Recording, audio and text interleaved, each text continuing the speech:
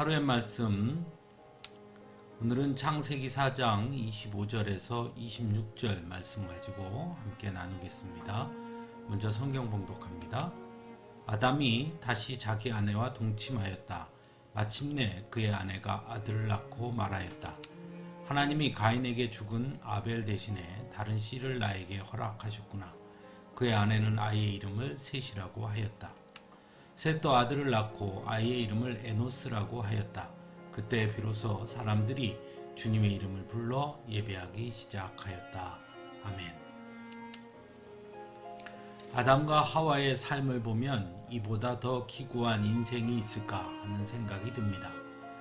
에덴 동산에서의 그 복된 삶을 한순간의 잘못된 선택으로 인해 에덴 동산에서 쫓겨나 아담은 노동의 고통을 겪어야 했고 하와는 출산의 고통을 겪게 되었습니다. 그리고 그렇게 얻은 두 아들 아벨과 가인은 서로 싸워 아벨은 죽고 가인은 유랑하는 자가 되어 부모 곁을 떠나고 말았습니다. 어쩌면 이런 일을 겪으면서 아담과 하와는 자신들이 에덴 동산에서 했던 선택에 대해 더욱 뼈저리게 후회할 수밖에 없었을 것입니다. 또한 이런 아담과 하와의 모습을 통해 성경은 인간의 잘못된 선택의 결과가 얼마나 참혹한지를 보여주고 있다고도 할 수 있을 것입니다. 그러나 하나님은 아담과 하와에게 다시 소망을 허락하십니다.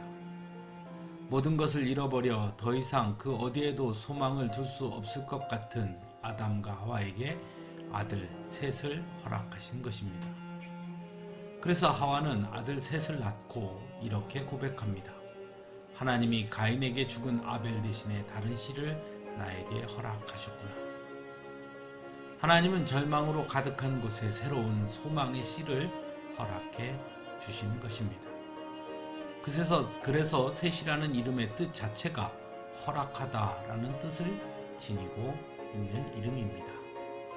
즉 하나님은 아담과 하와에게 다시 기대하고 꿈꿀 수 있도록 셋을 통해 허락해 주신 것입니다.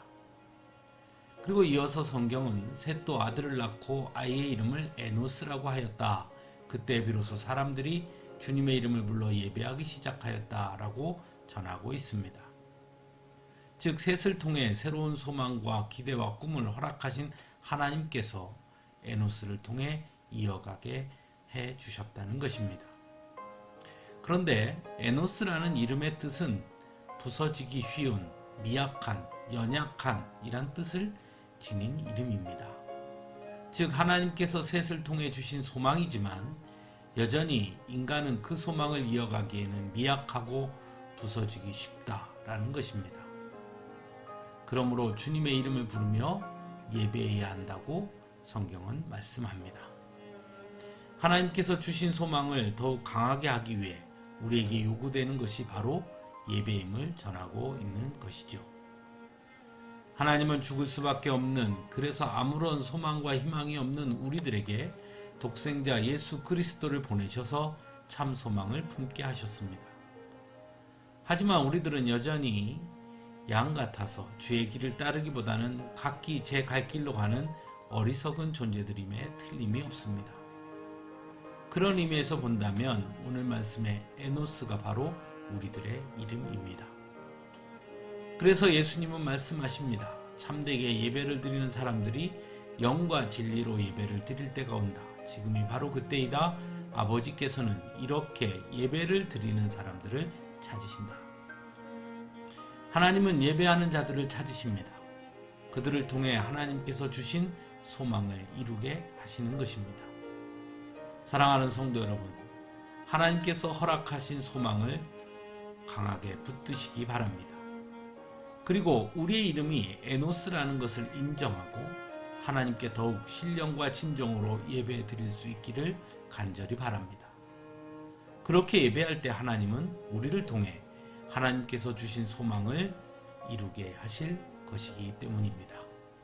함께 기도하겠습니다.